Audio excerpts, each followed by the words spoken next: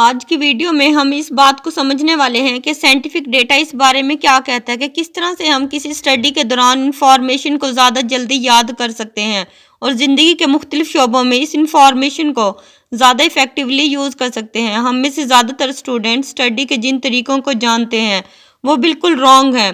Fortunately today you will learn the best way to study. एक best student कैसे अपने days को structure करता है।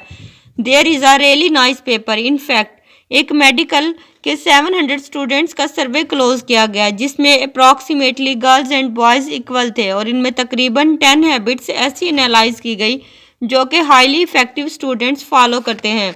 But in this video I gonna focus 6 to 5 habits जो कि आपको एक बेटर स्टूडेंट्स बनकर सामने आने में बहुत हेल्पफुल साबित होंगी। First one is scheduling time. First of all they set aside the time to study. Study के लिए टाइम को शेड्यूल करना मतलब वो सेवरल रूल्स को फॉलो करते हैं। इस शेड्यूल से वो अपनी सारी डिस्ट्रैक्शंस को क्लियर आउट करते हैं। सेकंड थिंग जो वो करते हैं वो बहुत इफ़ेक्टिव है कि वो अपने फ़ोन को खुद से दूर रखते हैं। दैट्स राइट, वो दूसरे लोगों के साथ स्टडी नहीं करते, वो अकेले पढ़ाई करते हैं और अपने फ़ोन को खुद से दूर रखकर अपनी फैमिली और फ्रेंड्स को बताते हैं कि वो इस टाइम में इसे रीच नहीं कर सकते। यस, वो डेली 3 to 4 आवर्स स्टडी भी करते हैं, लेकिन वो इस टाइम को डिफरेंट सेशंस में बांट लेते हैं जो टिपिकली 2 या 3 सेशंस पर मुश्तमिल होता है और कंटिन्यूसली 4 to 5 आवर्स स्टडी से भी बोर नहीं होते। वो अपने टाइम को मैनेज करना और अपनी डिस्ट्रैक्शंस को एलिमिनेट करना अच्छी तरह से जानते हैं जो कि इनके फोकस और तवज्जो को बढ़ाने में मदद देता है। दे नो दैट कि उन्हें टाइम को शेड्यूल करने के लिए फोकस की नीड होगी। वो जानते हैं कि उन्हें किस वक्त किस जगह पर फोकस्ड रहने की ज़रूरत है।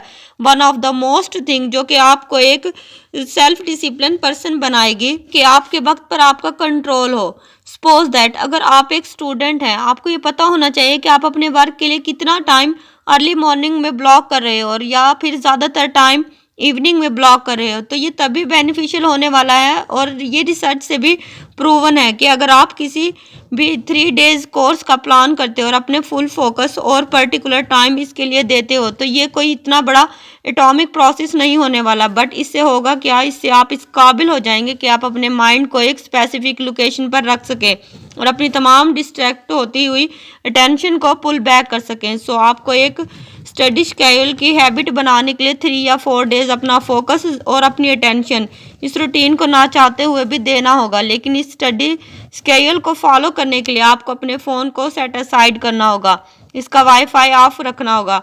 लेकिन अगर आपको ड्यूरिंग स्टडी अपने फ़ोन की ज़रूरत है, मैं नहीं जानती आप क्या स्टडी करना चाहते हैं, तो फिर भी आपको अपनी डिस्ट्रैक्शंस को इन ऑल कॉस्ट अपने काम पर फोकस रखने के लिए लिमिटेड करना होगा। And in this video the most important skill is, और यही वो स्किल है जो कि आपको किसी भी चीज़ पर फोकस रखने के काबिल बनाती है और इसी स्किल के थ्रू आप स्पेशली चीज़ों को क्विक वे में लर्न करते हो।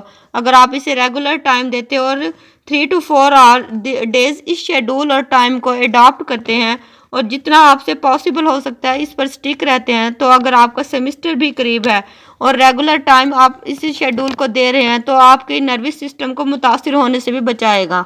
और इस वीडियो में हमारा जो सेकंड पॉइंट है वो है टेस्टिंग।